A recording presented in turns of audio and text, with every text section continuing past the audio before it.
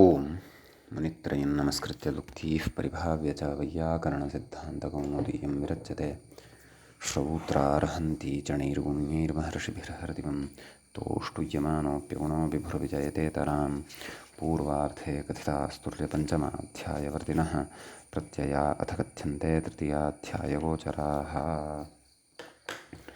नमः सर्वेभ्यः श्रोतृभ्यः। अस्माभिः गतपाठे यत् पठितं तद् एकवारं स्मरामः। वयं वैयाकरणसिद्धान्तकौमुदी इत्याख्यस्य ग्रन्थस्य स्वरप्रकरणे समासस्वरप्रकरणं पठन्तः स्मः। समासस्वरप्रकरणस्य अस्माकं क्रमे तत्र 17 पाठः गतपाठः प्रवृत्तः। अस्मिन् 17 पाठे सर्वादौ तावत् अस्माभिः विगतपाठे आरब्धस्य सोर्मनसी अलोमोषसी इत्येतस्य सूत्रस्य उदाहरणान्तराणि अपि दृष्टानि। शिवा पशुभ्यः सुमनाः सुवर्चाः सुपेशसस्करति सोः किं कृतकर्मा मनसी किं सुराजा अलोमोषसी किं सुलोमा सूषाः कपितुपरत्वात् कपिपूर्वम् इति भवति सुकर्मकः सुस्रोतस्कः इति प्रत्युदाहरणानि च सिद्धान्तविचाराश्च अत्र कृताः। ततः तत्र अग्रिमं सूत्रम् अस्माभिः पठितं कृत्वादयश्च इति। तस्य नाम तद् कृत्वादिगणे पठिताः ये शब्दाः वर्तन्ते ते सोः पराः आद्युदात्ताः भवन्ति इति सूत्रस्य अर्थः दृष्टः। तत्र साम्राज्याय सुक्रतुः सुप्रतीकः सुहव्यः सुप्रतूर्तिमने हसम् इमानि उदाहरणानि दृष्टानि। तदनन्तरं तत्र आद्युदात्तं द्व्यच्छन्दसि इति अग्रिमं सूत्रं पठितं। तस्य अर्थः दृष्टः। यदाद्युदात्तं द्व्यच् तत्सोरुत्तरं बहुव्रीहावाद्युदात्तम् अधः स्वश्वाः सुरथां आतिथिग्वे अत्र उक्तं नाम सुश्वा सुरथा इत्यादिषु उक्तं नित्स्वरेण अश्वरथौ आद्युदात्तौ नित्यादिर्नित्यम् इत्यनेन इति भावः। ततः उक्तम् आद्युदात्तं किं या सुबाहुः द्व्यच किं सुगुरसत् सुहिरण्यः सुहिरण्य इत्यत्र हिरण्यशब्दः द्व्यचकः नास्ति तर्चकः अस्ति इति कृत्वा आद्युदात्तं द्व्यच्छन्दसि इत्येतस्य प्रवृत्तिर्न भवति इति तत्र पठितं। ततः सूत्रं पठितं वीरवीर्यौ च सोः परौ बहुव्रीहौ छन्दस्याद्युदात्तौ भवतः कौ वीरवीर्यौ इति भावः। ततः सुवीरेण रयिण इति तत्र उदाहरणम् एकं। ततश्च सुवीर्यस्य गोमतः इति च अपरम् उदाहरणं दृष्टं। ततः वीर्यशब्दो यत्प्रत्ययान्तः इति तत्र पठितं। तत्र यतो नावः इति आद्युदात्तत्वं नेति वीर्यग्रहणं ज्ञापकं तत्र हि सति पूर्वेणैव सिद्धं स्यात् इति तत्र पठितं। ततः नाम अयञ्च सिद्धान्तः तत्र पठितः। ततश्च अग्रिमं सूत्रं पठितं कूलतीरतूलमूलशालाक्षसमवीभावे इति। अस्य सूत्रस्य तत्र अर्थः दृष्टः। यत् कूलादीनि उत्तरपदान्याद्युदात्तानि स्युः अव्ययीभावसमासे उपकूलम् उपतीरम् उपतूलम् उपमूलम् उपशालम् उपाक्षं सुषमं निःशमम् इमानि उदाहरणानि पठितानि। स्वरविचारः अत्र कृतः। तिष्ठतु प्रभृतिष्वेते इति च तत्र उक्तं। ततः कूलादिग्रहणं किम् उपकुम्भम् अव्ययीभावे किं परमकूलं सम्यक् इमानि उदाहरणानि तत्र दृष्टानि। ततः कन्थमन्थशूर्पपाय्यकाण्डं द्विगौ इति अग्रिमं सूत्रं पठितं। कंस इति एवं खलु। तत्र कंसादीन्युत्तरपदानि द्विगौ आद्युदात्तानि स्युः इति अर्थः अस्य सूत्रस्य ज्ञातः। द्विकंसः, द्विमन्थः, द्विशूर्पः, द्विपाय्यं, द्विकाण्डम् इत्यादीनि उदाहरणानि च दृष्टानि। ततः द्विगौ किं परमकंसः इति प्रत्युदाहरणं चात्र अवलोकितं। ततः तत्पुरुषयशालायां नपुंसके इति अग्रिमं सूत्रं पठितम्। अस्य अर्थः दृष्टः। शालान्ते तत्पुरुषे नपुंसकलिङ्गे उत्तरपदमाद्युदात्तम् इति। ब्राह्मणशालम् इति तस्य इति उदाहरणं दृष्टं। ततः तत्पुरुषे किं दृढशालं ब्राह्मणकुलम् अत्र बहुरीः भवति, अतः उक्तम् आद्युदात्तं न भवति। शालायां किं ब्राह्मणसेनम् अत्र शालाशब्दः परतः नास्ति, अतः उक्ताः स्वरः अत्र न प्रवर्तते। नपुंसके किं ब्राह्मणशाला एतच्च स्त्रीलिङ्गे अस्ति, अतः उक्ता आद्युदात्तता न प्रवर्तते। ततः सूत्रं पठितं। कन्था च तत्पुरुषे नपुंसकलिङ्गे कन्थाशब्दः उत्तरपदमाद्युदात्तम् एवं खलु। तत्र सौषमीकन्थम् आफरकन्थम् उदाहरणद्वयं पठितं। पाठभेदेन आफकन्थम् इत्यपि भवति इत्यपि दृष्टं। ततः नपुंसके किं दाक्षिकन्था इति पठितं। ततः अग्रिमं सूत्रं पठितम्। आदिश्चिह्नादीनां सूत्रस्य अर्थः दृष्टः। कन्थान्ते तत्पुरुषे नपुंसकलिङ्गे चिह्नादीनाम् आदिरुदात्तः। चिह्णकन्थं, मन्दुरकन्थम् आदिरिति वर्तमाने पुनर्ग्रहणं नाम पुनः आदिग्रहणं तत्र उत्तरपदादिः इत्यतः एव आदिः खलु अनुवर्तते इति चेत् पुनर्ग्रहणं पूर्वपदस्य आद्युदात्तार्थम् इति तत्र उक्तं। सम्यक्। ततः चेलखेटकटुककाण्डङ्गर्हायाम् इति सूत्रं पठितं पठ्यमानं च अस्ति। तत्र चेलादीन्युत्तरपदानि आद्युदात्तानि भवन्ति गर्हायाम् अर्थात् निन्दायां गम्यमानायाम् इति तत्र सूत्रस्य अर्थः दृष्टः।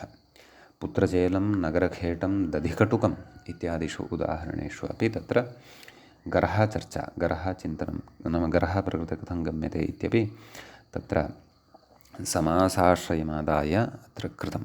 ततः गतपाठस्य अन्ते व्याख्यायाः इमाः पङ्क्तयः आसन्। तत्र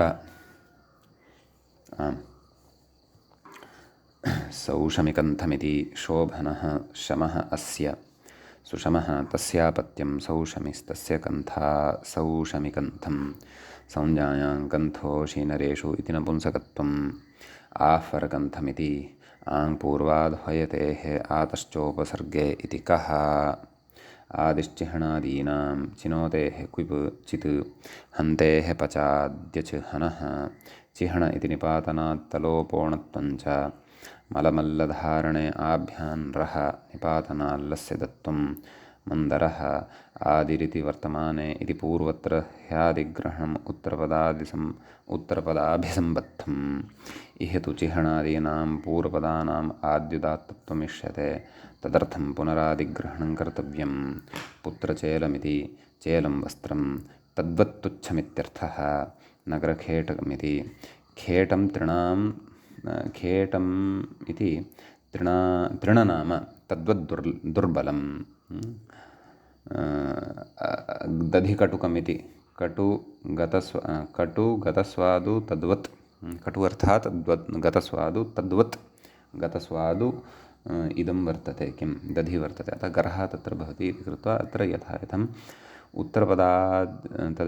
उत्तरपदाद्युदात्तता प्रकृते भवति इत्यर्थः।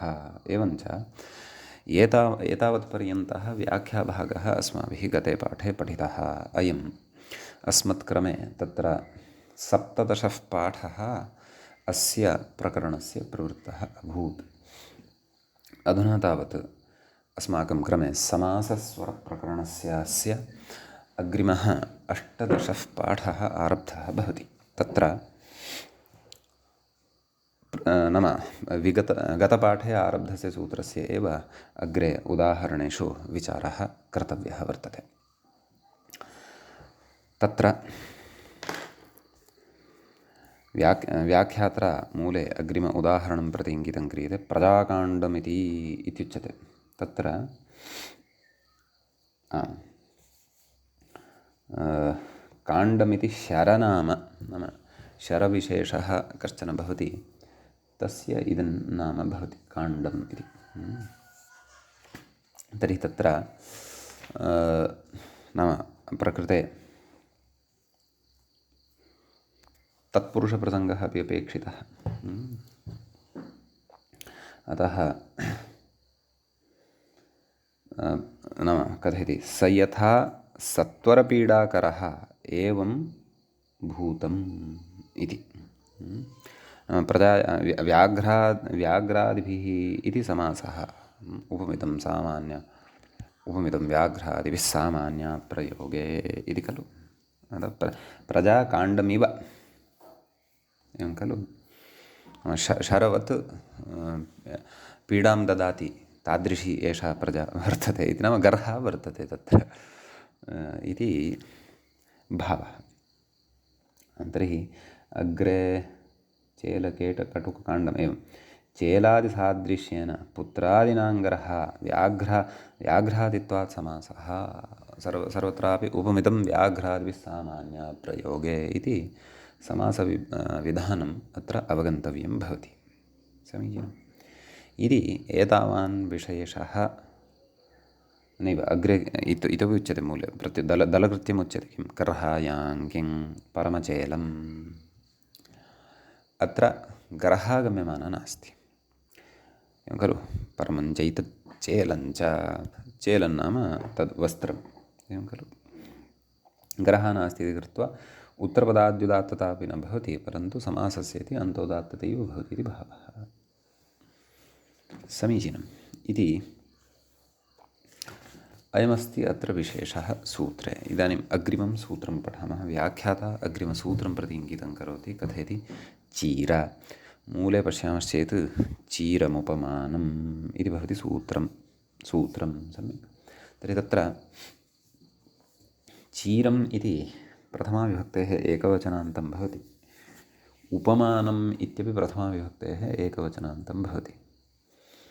तत्र तत्पुरुषे शालायां नपुंसके इत्यतः तत्पुरुषे इत्यनं वर्तते।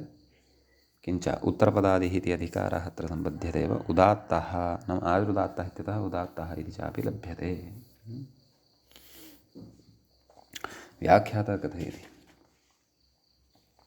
उपमानवाचि चीरशब्दः उत्तरपदमाद्युदात्तः स्यात् तत्पुरुषे। नाम उत्तरपदभूतः चीरशब्दः तस्य आद्युदात्तता भवति, परन्तु उपमानवाचकः सः शब्दः अपेक्षितः इति भावः। सम्यक्। तर्हि तत्र मूले किमुक्तं वस्त्रं चिरम् इव, वस्त्रं चीरमिव वस्त्रचीरं। व्याख्याता कथयति पूर्ववद् व्याघ्रादिसमासः नाम उपमितं व्याघ्रादिसामान्यप्रयोगे इति समासः इति। तर्हि वस्त्रं चीरमिव वस्त्रचीरं, कम्बलं चीरमिव कम्बलचीरम्। अत्र उभयत्रापि उपमानशब्दः वर्तते। चीर इति शब्दस्य बहवः अर्थाः भवन्ति। यथा अतीव जीर्णं शीर्णावस्थापन्नं पुरातनं वस्त्रम् अथवा विशिष्टं वस्त्रं, तत्र नटादिभिः अभिनयनाय ध्रियते यत् तादृशम्। अतः प्रकृते तत्र उपमानवाचित्वं चीरशब्दस्य वर्तते इति कृत्वा उत्तरपदाद्युदात्तता भवति। वस्त्रचीर कम्बलचीर इत्यत्र चकारात् परतः यः ईकारः सः उदात्तः भवति। ततः अनुदात्तं पदमेकवर्जमित्यनेन शेषनिघातः भवति। ततः उदात्तादनुदात्तस्य स्वरितः इत्यनेन स्वरितविधानमपि रेफात् परतः अकारस्य अवगन्तव्यम् इति भावः। एवं खलु। ततः प्रत्युदाहरणम् उपमानं किं परमचीरं परमं चैतच्चीरं च। अत्र सामान्येन कर्मधारयः वर्तते। उपमानवाचकत्वं चीरशब्दस्य नास्ति। सम्यक्। इति कृत्वा प्रकृते अन्तोदात्तस्वर उत्तरपदाद्युदात्तस्वरोऽपि न भवति अपि तु समासस्य इत्यनेन अन्तोदात्तस्वरः भवति इति भावः। सम्यक्। इत्यस्य विषयः। ततः अग्रिमं सूत्रं प्रति व्याख्याता इङ्गितं करोति। पललसूप मूले सूत्रं पश्यामश्चेत् सूत्रं भवति पललसूपशाकं मिश्रे इति। सम्यक्। तत्र पललसूपशाकम् इति प्रथमाविभक्तेः एकवचनान्तं पदं भवति। मिश्रे इति सप्तमी विभक्तेः एकवचनान्तं पदं भवति। तदेव तत्पुरुषे शालायां नपुंसके इत्यतः तत्पुरुषे इत्यनुवर्तते। उत्तरपदादिः इति अधिकारः अत्र सम्बध्यते। आदिरुदात्तः इत्यतः उदात्तः इति च सम्बध्यते। सम्यक्। ततः सूत्रार्थः द्रष्टव्यः। व्याख्याता सूत्रार्थं कथयति।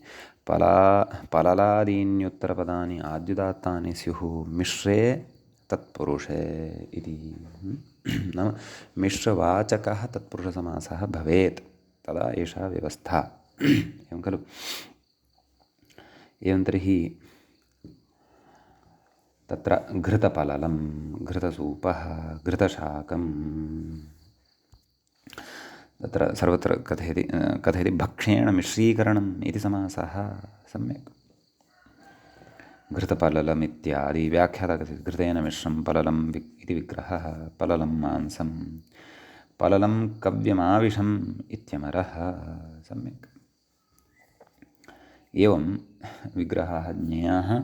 अपि च सर्वत्रापि घृतपलल इत्यत्र पकारात् परतः अकारः, घृतसूप इत्यत्र सकारात् परतः ऊकारः, घृतशाक इत्यत्र शकारात् परतः च यः आकारः वर्तते सः उदात्तः भवति।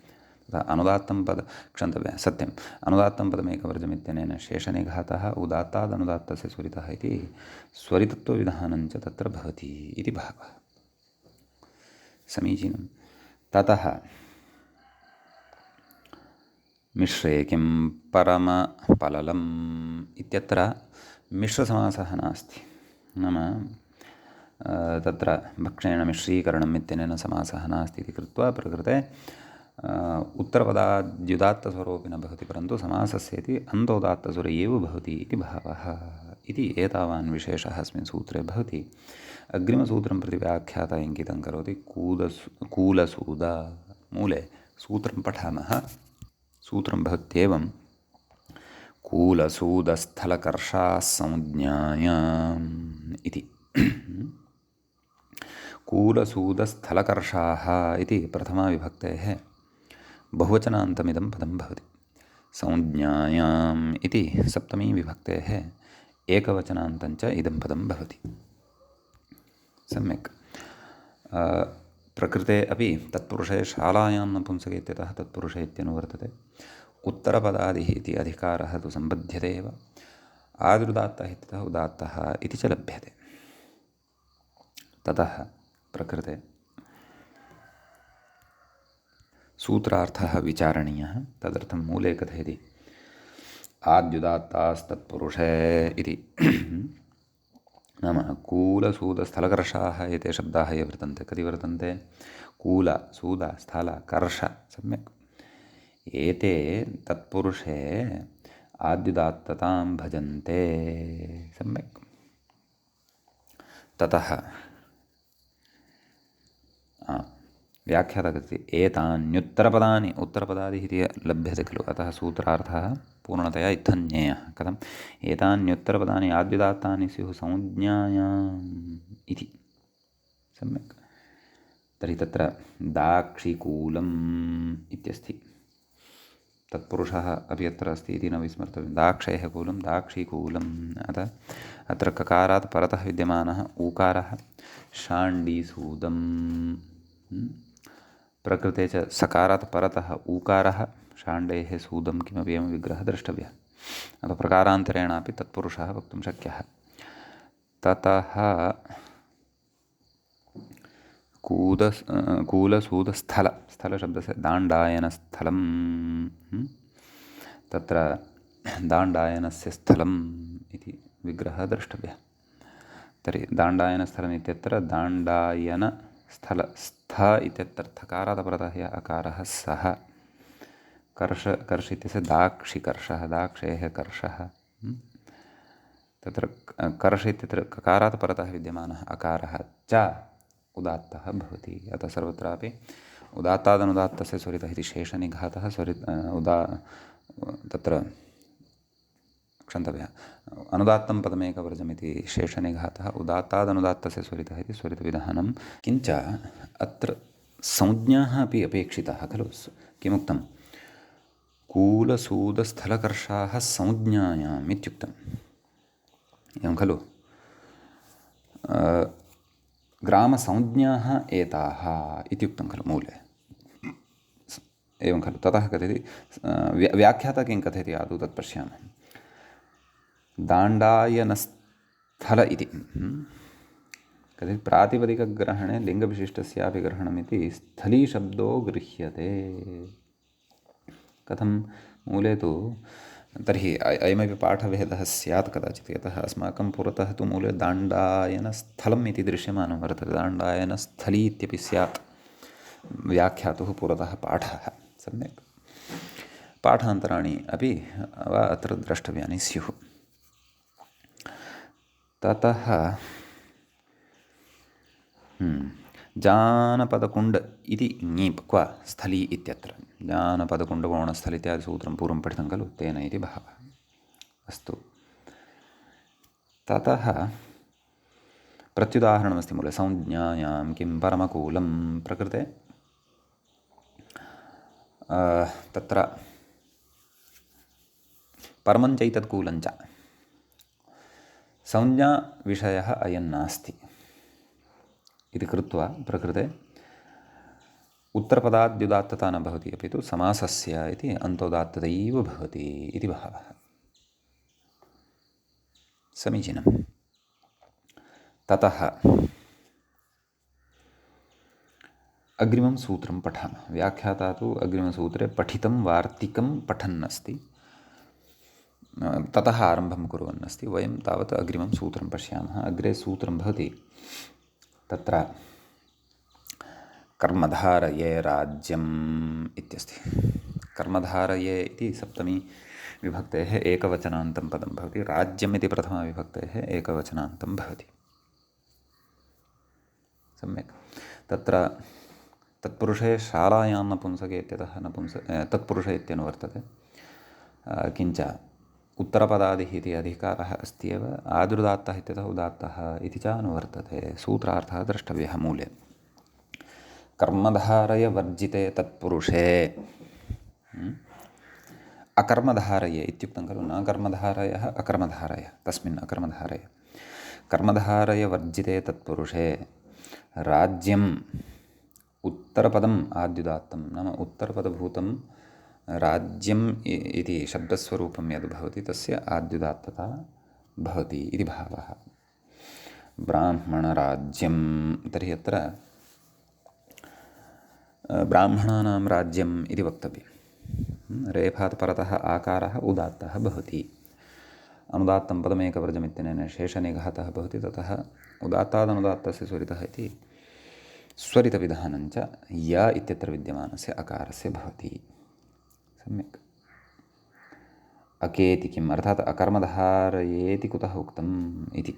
परमराज्यं परमञ्चैतद्राज्यञ्च, अतः अत्र उत्तरपदाद्युदात्तता न भवति, परन्तु समासान्तोदात्ततैव भवति इति भावः। सम्यक्। ततः प्रकृते वार्तिकं वर्तते। चेलराज्यादिस्वरादिति मूले पश्यामः चेत् चेलराज्यादिस्वरादव्ययस्वरः पूर्वविप्रतिषेधेन। वार्तिकस्य अर्थः ज्ञेयः। चेलराज्यादिस्वरात् अव्ययस्वरः पूर्वप्रतिषेधेन। चेलराज्यादिः, चेलस्वरः नाम चेलखेटकटुकाण्डङ्गरहायाम् उत्तरपदाद्युदात्तता विहिता खलु। राज्यस्वरः नाम अकर्मधारये राज्यम् उत्तरपदादित्वं विहितं खलु। अस्मात् अव्ययस्वरः नाम अव्ययस्वरः कः, सूत्रं पठितं खलु। तत्पुरुषे तुल्यार्थतृतीया सप्तम्यपमानाव्ययद्वितीया कृत्याः, अव्ययद्वितीया कृत्याः। पूर्वपदप्रकृतिस्वरः खलु तेन कृतः। कथयति अव्ययस्वरः पूर्वप्रतिषेधेन कुचेलं कुराज्यं कु इति अव्ययं वर्तते तत्र कुत्सितं चेलं कुचेलं कुत्सितं राज्यं कुराज्यं सम्यक् तद् व्याख्याता कथयति पश्यन्तु चेलराज्यादिस्वरादि आदिशब्देन वर्ग्यादिस्वरपरिग्रहः अग्रे वर्ग्यादयश्चिति अग्रिमं सूत्रं यत् पठिष्यते तस्यापि प्रकृते परिग्रहो भवति इति भावः ततः कथयति चेलराज्यादिस्वरस्य अवकाशः भार्याचेलं ब्राह्मणराज्यं तत्पुरुषे तुल्यार्थतृतीया इत्यादिना विहितस्य अव्ययस्वरस्य अवकाशः निष्कौशाम्बिः कुचेलं कुराज्यम् इत्यत्र उभयप्रसङ्गे पूर्वविप्रतिषेधः नाम अत्र तु उभयोः अपि प्राप्तिः नाम पूर्वप्रतिस्वरोऽपि प्राप्तः परत्वात् प्रकृते उत्तरपदादिस्वरोऽपि प्राप्तः परन्तु परशब्दः इष्टार्थवाचकः क्व विप्रतिषेधे परं कार्यम् अतः पूर्वविप्रतिषेधेनापि तत्र कार्याणि भवन्ति परस्य बाधं कृत्वा इति अत्र वार्तिकस्य अभिप्रायः अथवा वार्तिकगतः विशेषः भवति समीचीनं ततः अग्रिमं सूत्रम् अधुना पठामः व्याख्याता अग्रिमं सूत्रं प्रति इङ्गितं करोति कथयति वर्ग्या मूले पश्यामश्चेत् तत्र सूत्रं भवति वर्ग्यादयश्च इति तत्र वर्ग्यः आदिः येषान्ते वर्ग्यादयः एवं खलु तत्र वर्ग्यादयः इति प्रथमाविभक्तेः बहुवचनान्तं भवति च इति अव्ययपदं भवति तत्र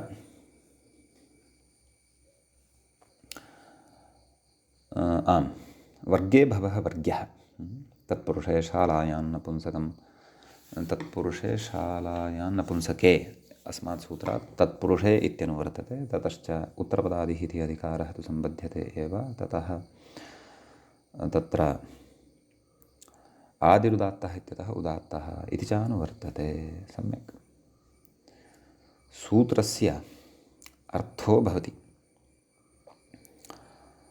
तत्र वर्ग्यादीनि उत्तरपदानि आद्युदात्तानि स्युः कर्मधारये तत्पुरुषे ये दिगादिषु वर्गादयः पठ्यन्ते त एव इह यत् प्रत्ययान्ताः वर्ग्यादयः गृह्यन्ते वर्गादिपाठाभावात् तदाह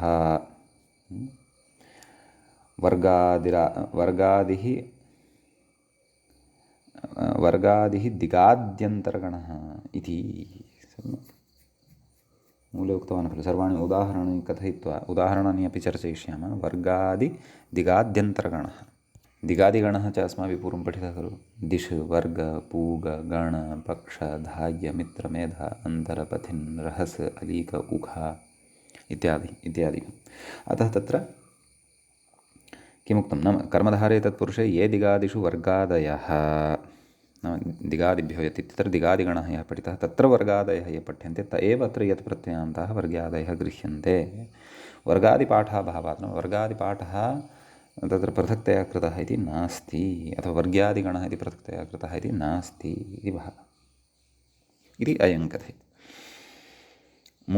मूलकारः कथयति इति एवं खलु तत्र उदाहरणानि पश्यामः अर्जुनवर्ग्यः वासुदेवपक्ष्यः तर्हि प्रकृते नाम कर्मधारयः नापेक्षितः कर्मधारय इत्येव इति अग्रे कथयन्नस्ति खलु अतः अर्जुनस्य वर्ग्यः वासुदेवस्य पक्ष्यः इति किमपि अत्र प्रकारान्तरेण कर्मधारेतरः समासः भवेत् कर्मधारयेतरः समासः भवेत् तावदेव कर्मधारयः न स्यात् अतः अर्जुनवर्गे इत्यत्र वकारात् परतः अकारः वासुदेवपक्ष्य इत्यत्र पकारात् परतः यः अकारः सः प्रकृतसूत्रेण उदात्तः भवति अनुदात्तं पदमेकवर्जम् इत्यनेन शेषनिघातः ततः उदात्तादनुदात्तस्य स्वरितः इत्यनेन स्वरितत्वविधानं च अत्र भवति इति भावः सम्यक् ततः अग्रे कर्मधारे इत्येव परमवर्ग्यः परमश्चासु वर्गश्च प्रकृते न भवति नाम उत्तरपदाद्युदात्तता न भवति इति भावः। समासान्तोदात्ततैव भवति इति भावः। सम्यक्। वर्ग्यादिर्दिगाद्यन्तर्गणः इति तु अस्माभिः विचारितमेव। अग्रिमं सूत्रम् अधुना पश्यामः। तत्र व्याख्याता अग्रिमसूत्रस्य प्रत्युदाहरणे एव चिन्तनं कुर्वन् अस्ति। वयं तावत् सूत्रमपि पठामः। तत्र सूत्रं भवति पुत्रः पुंभ्यः इति। पुत्रः इति प्रथमाविभक्तेः एकवचनान्तं भवति पदं। पुंभ्यः इति पञ्चमीविभक्तेः बहुवचनान्तं भवति। तत्पुरुषे शालायां नपुंसके इत्यतः तत्पुरुषे इत्यनुवर्तते। उत्तरपदादिः इति अधिकारः अत्र सम्बध्यते। आदिरुदात्तः इत्यतः उदात्तः इति च अनुवर्तते। सूत्रस्य अर्थः मूले उच्यमानः वर्तते। पुंशब्देभ्यः परः। एवं खलु, नाम पुंशब्देभ्यः नाम पुंवाचकाः शब्दाः ये वर्तन्ते तेभ्यः परः। पुत्रशब्दः आद्युदात्तस्तत्पुरुषे इत्यस्ति। दाशकीपुत्रः नाम पुल्लिङ्गे विद्यमानाः ते शब्दाः स्युः, अथवा पुंवाचकाः ते शब्दाः स्युः इति। दाशकीशब्दः केवले पुल्लिङ्गे एव प्रयुज्यते। एवं खलु, अतः प्रकृते दाशकेः पुत्रः इति विग्रहे नाम तत्पुरुषः अपेक्षितः। पुत्रशब्दस्य आदिरुदात्तता भवति। माहिषपुत्रः, एवं खलु। माहिषशब्दः अपि पुल्लिङ्गे प्रयुज्यते, अतः पुत्रशब्दस्य प्रकृते आद्युदात्तता भवति। उभयत्रापि आद्युदात्तता भवति। ततः शेषनिघातः अनुदात्तं पदमेकवर्जमिति स्वरितासंहितायाम् अनुदात्तानाम् इत्यनेन उदात्तादनुदात्तस्य स्वरितः इत्यनेन स्वरितविधानं च भवति इति भावः। पुत्रः किं कौटनिमातुलः। अत्र कौटनिशब्दः पुल्लिङ्गे स्यान्नाम, परन्तु ततः परतः पुत्रशब्दः नास्ति, मातुलशब्दः वर्तते। अतः प्रकृते उत्तरपदाद्युदात्तता न भवति, परन्तु समासान्तोदात्ततैव भवति इति भावः। ततः पुंभ्यः किं दाक्षीपुत्रः। प्रकृते दाक्षी इति शब्दः पुल्लिङ्गे एव भवति इति नास्ति, स्त्रीलिङ्गे अपि भवति। अतः प्रकृते अपि पुत्रशब्दस्य तदेव उत्तरपदाद्युदात्तता न भवति, परन्तु समासान्तोदात्ततैव प्रकृते भवति इति भावः। समीचीनम्। व्याख्याता कथयति कौटनिमात्रः इति। कुटनस्य अपत्यं कौटनिः, तस्य मातुलः कौटनिमातुलः इति। समीचीनम्। अग्रिमं सूत्रं पठामः। अस्मिन् सूत्रे तु एतावानेव विशेषः अत्र अवगन्तव्यः। तत्र पुत्रः क्षन्तव्यः। नाचार्यराजर्त्विक्संयुक्तज्ञात्याख्येभ्यः इति भवति अग्रिमं सूत्रम्। अत्र तत्र प्रकृते न इति पूर्वपदं भवति, अव्ययवाचकम् अव्ययभूतं। ततः द्वितीयं पदम् आचार्यराजर्त्विकसंयुक्तज्ञात्याख्येभ्यः इति पञ्चमीविभक्तेः बहुवचनान्तं भवति। विग्रहः ज्ञेयः। आचार्यश्च राजाचार्यत्विक् च संयुक्तश्च ज्ञातिश्च आचार्यराजर्त्विकसंयुक्तज्ञातयः। आचार्यराजर्त्विकसंयुक्तज्ञातयः आख्याः येषां ते आचार्यराजर्त्विकसंयुक्तज्ञात्याख्याः तेभ्यः आचार्यराजर्त्विकसंयुक्तज्ञात्याख्येभ्यः इति प्रकृते इतरेतरयोगद्वन्द्वगर्भबहुव्रीः समासो भवति। पुत्रः पुंभ्यः इत्यतः पुत्रः इत्यनुवर्तते। तत्पुरुषे शालायां नपुंसके इत्यतः तत्पुरुषे इत्यनुवर्तते। उत्तरपदादिः इति अधिकारः एव अत्र सम्बध्यते। आदिरुदात्तः इत्यतः उदात्तः इति च अनुवर्तते। सूत्रार्थः द्रष्टव्यः। कथयति एभ्यः पुत्रो नाद्युदात्तः। सूत्रे ये शब्दाः परिगणिताः तेभ्यः परतः पुत्रशब्दः यः विद्यमानः भवति सः आद्युदात्तः न भवति इति भावः। ततः उदाहरणानि पश्यामः। ततः पूर्वम्, उदाहरणदानात् पूर्वं कश्चन सिद्धान्तः उच्यमानः अस्ति। व्याख्याता कथयति आख्याग्रहणादिति मूले। आख्याग्रहणात् पर्यायाणां तद्विशेषाणां च ग्रहणम् अपि भवति। अन्यथा एते एव यदि अपेक्षिताः तर्हि तु पर्यायाणां शब्दानाम् अथवा तद्विशेषाणां पर्यायाणां तद्विशेषाणां वा ग्रहणं प्रकृते न भवति स्म इति भावः। व्याख्याता कथयति आख्याग्रहणम् आचार्यादिभिः प्रत्येकं सम्बध्यते। कुतः? द्वन्द्वान्ते द्वन्द्वादौ द्वन्द्वमध्ये द्वन्द्वान्ते च पदं प्रत्येकमपि सम्बध्यते इति न्यायात्। सम्यक्। ततः होतुः पुत्र इति उदाह्रियन्ते। होतुः पुत्र इति तु अग्रे अस्ति। ततः पूर्वम् आचार्यपुत्रः, उपाध्यायपुत्रः, शाकटायनपुत्रः, एवं खलु।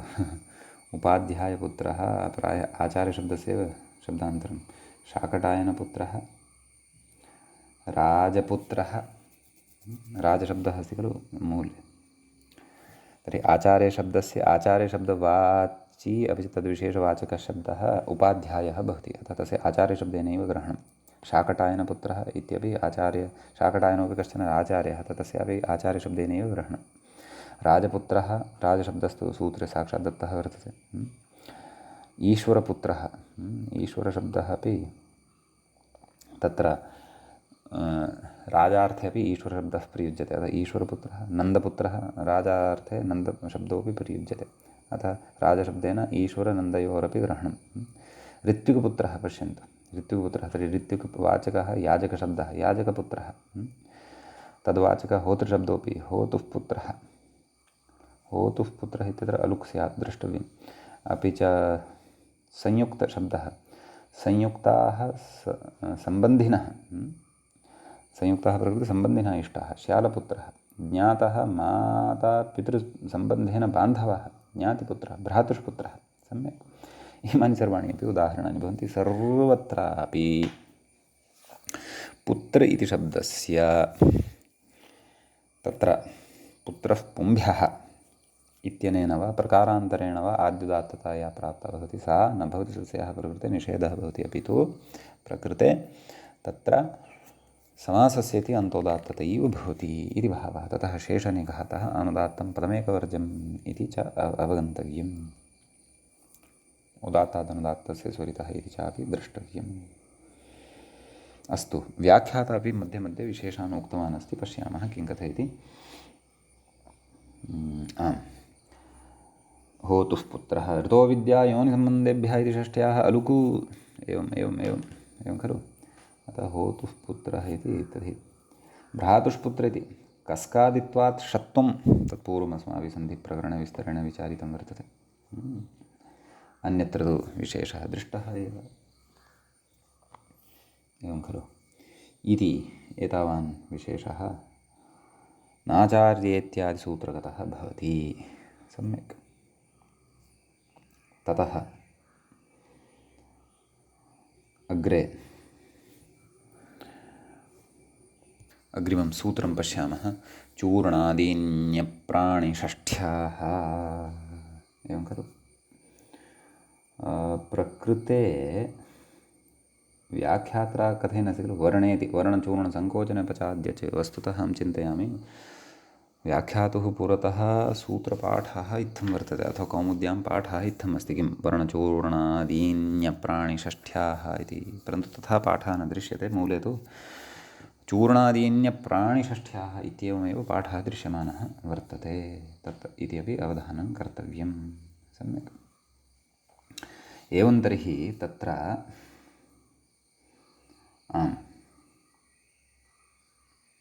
सूत्रस्य पदपरिचयः आदौ प्राप्तव्यः। चूर्णादीनि इति प्रथमाविभक्तेः बहुवचनान्तं पदं भवति। अन्यप्राणिषष्ठ्याः, एवं खलु। इति पञ्चमीविभक्तेः एकवचनान्तं भवति। कथं विग्रहः कर्तव्यः? चूर्णः आदिः येषां तानि चूर्णादीनि। येषानि चूर्णः आदिः येषां तानि चूर्णादीनि बहुव्रीहिः भवति। न प्राणी अप्राणी नहि तत्पुरुषसमासो भवति। अप्राणिनः षष्ठी अप्राणी षष्ठी तस्याः अप्राणिषष्ठ्याः तत्पुरुषे शालायां नपुंसके इत्यतः तत्पुरुषे इत्यनुवर्तते। सम्यक्। ततः उत्तरपदादिः इति अधिकारः अत्र सम्पद्यते। अपि च तत्र आदिरुदात्तः इत्यतः उदात्तः इति च प्रकृते लभ्यते। ततः सूत्रार्थः द्रष्टव्यः। किमुक्तं मूले? प्राणिभिन्नषष्ठ्यन्तात् पराणि आद्युदात्तानि तत्पुरुषे। एवं खलु? नाम पूर्वपदं प्रकृते प्राणिभिन्नषष्ठ्यन्तमपेक्षितम्। एवं खलु? नाम प्राणिभिन्नवाचकः शब्दः स्यात्, तस्मात् षष्ठी विभक्तिः विहिता भवेत्। तादृशात् षष्ठ्यन्तात् परतः उत्तरपदभूतं यद् भवति पदं तस्य आद्युदात्तता भवति। क्व? तत्पुरुषे इति भावः। सम्यक्। ततः उदाहरणं पश्यामः। मुद्गचूर्णं, मुद्गस्य चूर्णं, मुद्गचूर्णं, मुद्गानां चूर्णं वा मुद्गचूर्णं। तर्हि प्रकृते मुद्गशब्दात् या षष्ठीविभक्तिः विहिता भवति लौकिके अलौकिके वा विग्रहे, सा मुद्गशब्दः प्राणिवाचकः नास्ति खलु? अतः प्रकृते तत्र तत्पुरुषोऽपि वर्तते इति कृत्वा चूर्णशब्दस्य आद्युदात्तता भवति।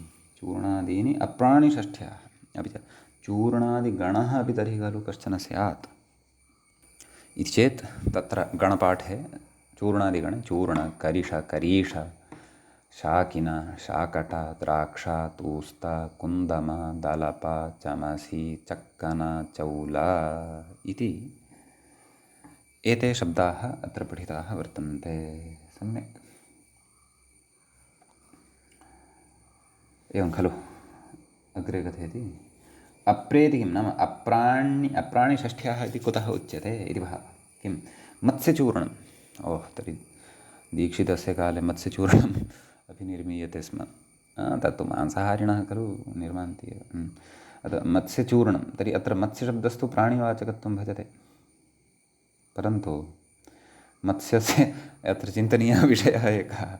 मत्स्यस्य यदा चूर्णं क्रियते तदा तत्र प्राणाः भवन्ति वा? एवं खलु? अतः तथापि अस्तु, यस्य रा मेटीरियल् तद् वर्तते, अर्थात् यस्य चूर्णं क्रियमाणं वर्तते तस्य भूतपूर्वप्राणगतिः वा अत्र चिन्तनीया इति अहं चिन्तयामि। एवं खलु? इत्यस्ति विशेषः। तर्हि प्रकृते किं? नाम प्रकृतसूत्रेण उत्तरपदाद्युदात्तता न भवति, परन्तु अन्तोदात्ततैव भवति। क्व? मत्स्यचूर्णम् इत्यत्र इति भावः। समीचीनम् इति विशेषः कश्चन अत्र वर्तते। ततः अग्रिमसूत्रं प्रति व्याख्याता इङ्गितं करोति। कथयति षट् च।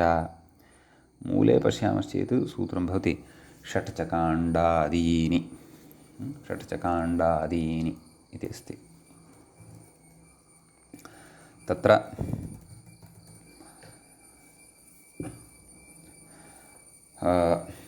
सूत्रस्य पदपरिचयमादौ प्राप्नुमः। षट् इति प्रथमाविभक्तेः क्षन्तव्यः। प्रथमाविभक्तेः बहुवचनं, नित्यबहुवचनान्तं। च इति अव्ययपदं भवति। काण्डादीनि इति प्रथमाविभक्तेः बहुवचनान्तमेव। तत्र काण्डः आदिः येषान्ते काण्डादीनि बहुव्रीहिः भवति। चूर्णादीन्यप्राणिषष्ठ्याः इत्यतः अप्राणिषष्ठ्याः इत्यनुवर्तते। तत्पुरुषे शालायां नपुंसके इत्यतः तत्पुरुषे इत्यनुवर्तते।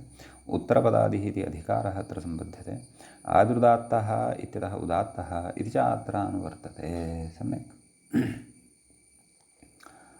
कोऽर्थः सूत्रस्य? मूले तु किमुच्यते? अप्राणिषष्ठ्याः आद्युदात्तानि नाम अप्राणिषष्ठ्यन्तात् परतः षट् यानि काण्डादीनि वर्तन्ते तानि आद्युदात्तानि भवन्ति। नाम उत्तरपदाद्युदात्तता एव एषा अत्र सूत्रेण विधीयमाना वर्तते इति भावः। व्याख्याता कथयति अप्राणिभ्यः परा या षष्ठी तदन्तात् पराणि षट्काण्डादीन्याद्युदात्तानि स्युः। तत्र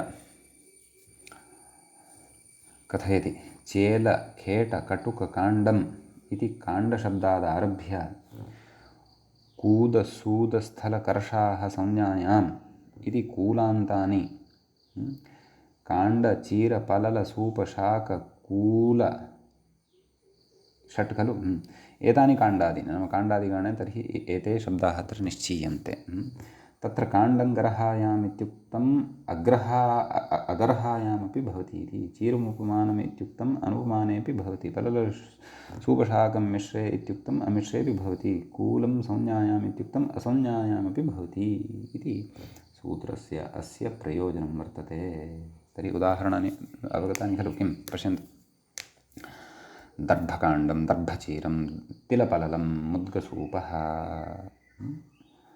मूलकशाकं नदीकूलम् एतेषु नाम एतेषु सर्वेष्वपि तदेव अप्राणिवाचकभूतानि पूर्वपदानि वर्तन्ते खलु अतः तत्र किमुक्तं सूत्रार्थः कः उक्तः अप्राणिभ्यः पराया षष्ठी तदन्तात् पराणि षट् काण्डादीनि आमां पूर्वपदानि प्रकृते अप्राणिवाचकभूतानि वर्तन्ते उत्तरपदानि तु प्रकृते काण्डादिषु पठितानि यानि वर्तन्ते तानि षड् भवन्ति अतः तेषाम् आद्युदात्तता भवति सम्यक् उत्तरपदाद्युदात्तता भवति एवं चेत् दर्भकाण्डम् इत्यत्र का इत्यत्र विद्यमानः आकारः दर्भचीरम् इत्यत्र ची इत्यत्र विद्यमानः ईकारः तिलपललम् इत्यत्र प इत्यत्र विद्यमानः अकारः मुदगसूप इत्यत्र सू इत्यत्र विद्यमानः ऊकारः मूलशाकम् इत्यत्र शा इत्यत्र विद्यमानः आकारः नदीकूलम् इत्यत्र कू इत्यत्र विद्यमानः यः ऊकारः वर्तते तस्य उदात्तता भवति ततः अनुदात्तं पदमेकवर्जम् इत्यनेन शेषनिघातः भवति ततः उदात्तादनुदात्तस्य स्वरितः इत्यनेन स्वरितविधानं चापि अत्र भवति इति भावः सम्यक् इति अस्ति अत्र कश्चन विशेषः एवं खलु प्रत्युदाह्रियते षट् किं राजसूदः सूद उक्तेषु षट्सु नान्तर्भवति इति कृत्वा प्रकृते कूलसूदस्थलकर्षाः काण्डात् सूत्रेषु गतसूत्रेषु काण्डात् प्रभृति ये षट् वर्तन्ते तेव सूद इति ततः अपि अग्रिमः सप्तमः गच्छति इति कृत्वा तस्य अत्र ग्रहणं न भवति अतः राजसूद इत्यत्र तु समासान्तोदात्तस्वरः एव द्रष्टव्यः अप्रेति किं दत्तकाण्डं खलु व्याख्यातः कथयति अप्राणिषष्ठ्या इति किमर्थमित्यर्थः दत्तकाण्डं तर्हि प्रकृते दत्त इति प्राणिवाचकः शब्दः अस्ति इति कृत्वा ततः परतः काण्डशब्दस्य आद्युदात्तता न भवति परन्तु प्रकृते समासान्तोदात्तस्वरता अथवा समासान्तोदात्तस्वर एव भवति इति भावः सम्यक् ततः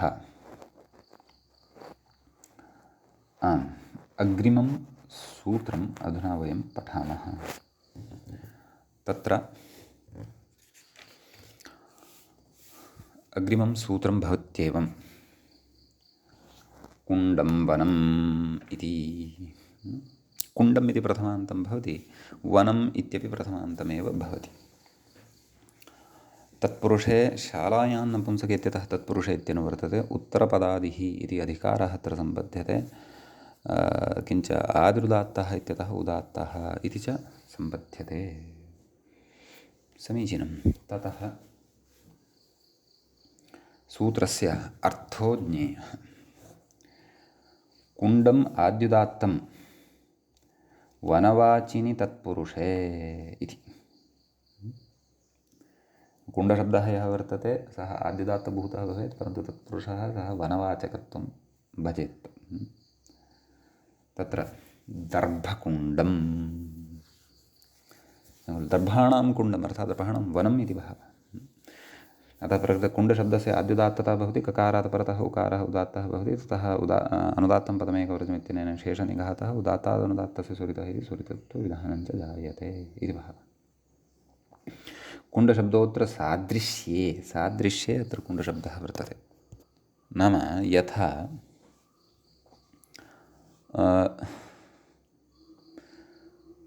कुण्डं जलादीनाम् आश्रयभूतं भवति तद्वत् वनमपि कस्यचित् आश्रयभूतं भवति अतः एतादृशं सादृश्यं प्रकृते प्रयुक्तं वर्तते, विवक्षितं वर्तते इति भावः। वने किं मृतकुण्डं व्याख्याता कथयति मृदभाजनविशेष इत्यर्थः। नाम अत्र वनार्थे कुण्डशब्दः न प्रयुज्यते, परन्तु पात्रार्थे कुण्डशब्दः अत्र प्रयुज्यमानः वर्तते। अतः प्रकृते अपि उत्तरपदाद्युदात्तता न भवति, परन्तु समासान्तोदात्ततैव भवति इति भावः। समीचीनम् इति एतावान् अत्र विशेषो भवति। ततः अग्रिमं सूत्रम् अधुना वयं पठामः। तत्र व्याख्याता इङ्गितं करोति। प्रकृत्या मूले सूत्रं पश्यामश्चेत् सूत्रं दृश्यते प्रकृत्या भगालम् इत्यस्ति। प्रकृत्या इति तृतीया विभक्तेः एकवचनान्तं पदं भवति। भगालम् इति तत्र प्रथमाविभक्तेः एकवचनान्तं भवति। तत्पुरुषे शालायां नपुंसक इत्यतः तत्पुरुषे इत्यनुवर्तते। अपि च उत्तरपदादिः इत्यतः उत्तरपदः उत्तरपदस्य इति अनुवर्तते। तत्र उत्तरपदस्य इति षष्ठ्याः अलुक् अस्ति खलु इत्युक्तं खलु, षष्ठ्याः लुक् अस्ति खलु इत्युक्तं खलु। अतः तत्र व्याख्याता किं कथयति इति पश्यामः। भगालमित्यर्थग्रहणं तदाह भगालवाची इति सूत्रार्थः द्रष्टव्यः। भगालवाची उत्तरपदं तत्पुरुषे प्रकृत्या इति, एवं खलु व्याख्याता कथयति। अत्र व्याख्यानमेव शरणं, नाम भगालशब्दः न भगालवाचकशब्दः अत्र ग्राह्यः इत्यत्र तु व्याख्यानमेव शरणं भवति। न भगाल अपि गृहीतुं शक्यते, यतः भगालवाचकशब्दः भगालोऽपि वर्तते, परन्तु तद्वाचकः अन्योऽपि कश्चन शब्दः वर्तते यदि सोऽपि अत्र गृह्यते इति भावः इत्यस्ति। तर्हि परन्तु भगालशब्दस्य अर्थः कः? तत्र कपालादयः नदालादयः अन्येपि अर्थाः अत्र भवन्ति। विस्तरज्ञानाय तु कोशोऽपि द्रष्टव्यः सम्यक्। कुम्भी भगालम्। तर्हि किम् अत्र सूत्रार्थः ज्ञातः खलु। भगालवाच्युत्तरपदं यदुत्तरपदं वर्तते तत्तत्पुरुषे प्रकृत्या, नाम प्रकृत्या तिष्ठति इति भावः। नाम प्रकृतिसौवरः प्रकृतिभावः, नाम सः स्वरः तथैव प्रकृत्या तिष्ठति इति भावः खलु। कुम्भीभगालं, कुम्भीनदालं, कुम्भीपालम्। अत्र तत्र नदालपाल इति उभयमपि अत्र भगालवाचकत्वं भजते। अतः इमानि उदाहरणानि अत्र सम्बध्यन्ते, एवं खलु। मध्योदात्ताः एते केन कथयति? लघावन्ते द्वयोश्च बभषो गुरुः इति सूत्रात् एतेन सूत्रेण मध्योदात्तता एतेषां भवति इति भावः।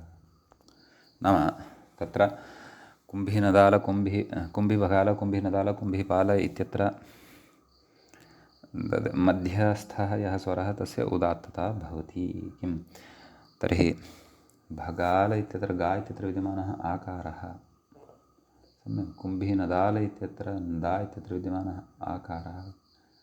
कुम्भीकपाल, कुम्भीपाल इति नास्ति, कपाल इति अस्ति, एवं खलु।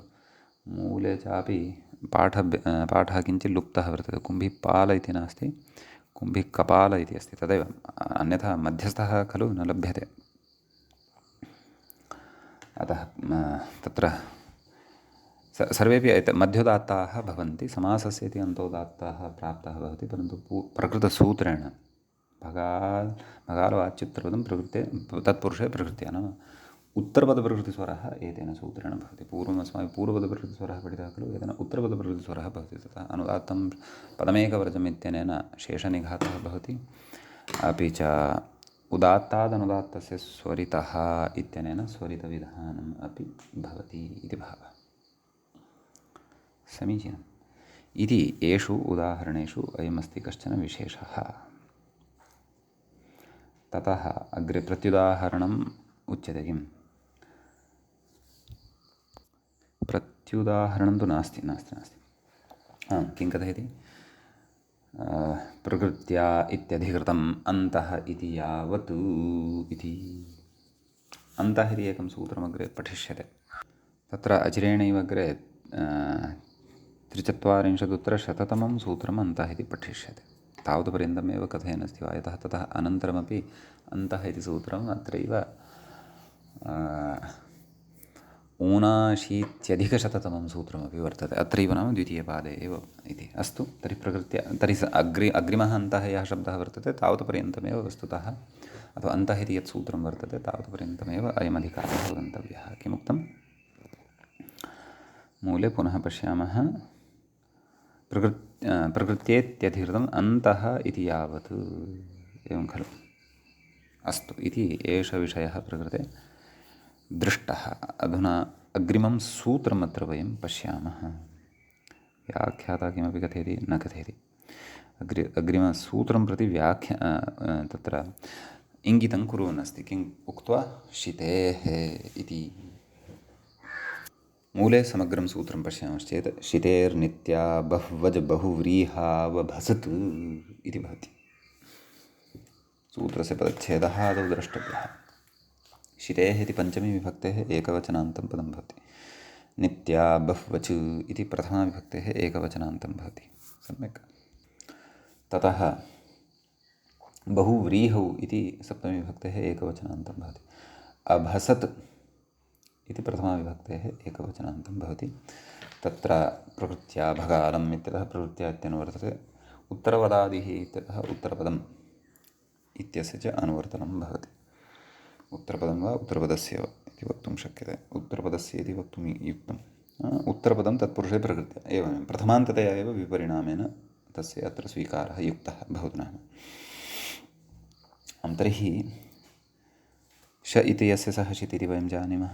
नैव, शितेः इति खलु उच्यते। शितेः इति पञ्चमी विभक्तेः एकवचनान्तं भवति। शितिशब्दः अत्र अपेक्षितः। सम्यक् सम्यक्। शितिति इकारान्तः शब्दः एव अत्र उच्यमानः अस्ति।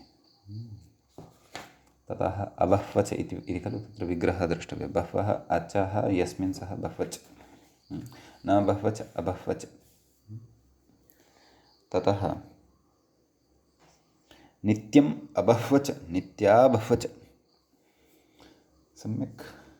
यतः नित्या बह्वच इति समग्रं पदम् एकं प्रथमान्तं यदस्माभिः पूर्वं पदच्छेदवेलायां पठितं खलु, तस्यायं विग्रहः उक्तः। न भसत् अभसत्, अत्रापि नञ् तत्पुरुषसमासः। अत्र नञ् तत्पुरुषसमासः वर्तते। क्व? अभसत् इत्यत्र। ततः प्रकृते किं किम् अनुवर्तते इति द्रष्टव्यं। तदेव प्रकृत्या भगालम् इत्यतः प्रकृत्या, अपि च उत्तरपदादिः इत्यतः उत्तरपदमिति। अस्तु, तत्तु प्रायः मया उक्तमेव। भवतु नाम सूत्रार्थः द्रष्टव्यः। शितेः मूले शिते परं, वस्तुतः अत्र विसर्गः लुप्तः वर्तते। विसर्गः अत्र योजनीयः मूले। विसर्गाभावः दोषाय। भवतां ग्रन्थे यदि सम्यक् तर्हि तु क्लेशो नास्ति।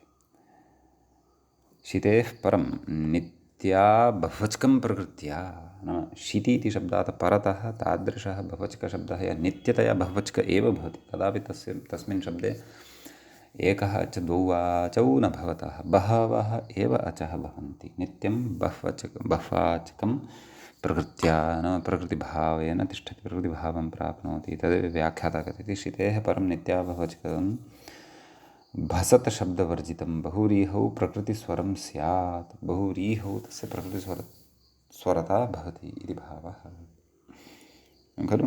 नित्यं परं नित्यबह्वचकं भसत् शब्दवर्जितं बहुव्रीहौ, बहुव्रीहि ग्रहणम् अत्र कृतं खलु।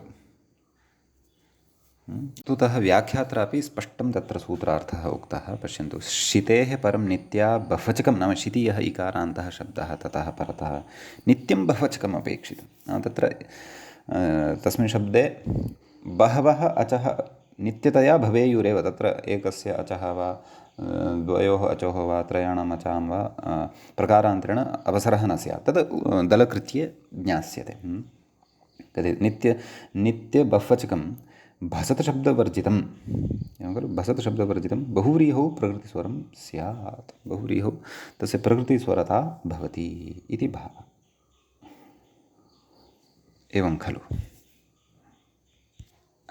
बहुवचकमिति न स्यात् अबह्वचकम् इति क्षन्तव्यं नित्य अबह्वचकं नाम तत्र बहवः अचः न स्युः एवं खलु एकातिरिक्तम् एकद्विव्यतिरिक्तं बहुत्वं भजते खलु अतः तस्मिन् बहवः अचः न स्युः एकः वा द्वौ वा एव अचः तत्र स्याताम् इति भावः सम्यक् इति सूत्रस्य अस्य अर्थो भवति अत्र यानि उदाहरणानि सन्ति तानि तु वयम् उदाहरणानि अग्रिमे पाठे पठिष्यामः अद्यतनपाठः तावत् अत्रैव उपसंह्रियते मङ्गलं कुर्मः अत्र उदाहरणानि प्रत्युदाहरणानि किञ्च सूत्रस्य प्रयोजनं सार्थक्यं मुनित्रयं नमस्कृत्य उक्तिः परिभाव्य च वैयाकरणसिद्धान्तकौमुदीयं विरच्यते श्रौत्रार्हन्ति च निर्गुण्यैर्महर्षिभिर्हरदिवन्तोष्टुयमानोऽप्यगुणो विभुरविजयते तराम् एवञ्च समासस्वरप्रकरणस्यास्य अस्माकं क्रमे 18 पाठ एष सम्पन्नतां गतः नमः सर्वेभ्यः श्रोतृभ्यः भवद्भ्यः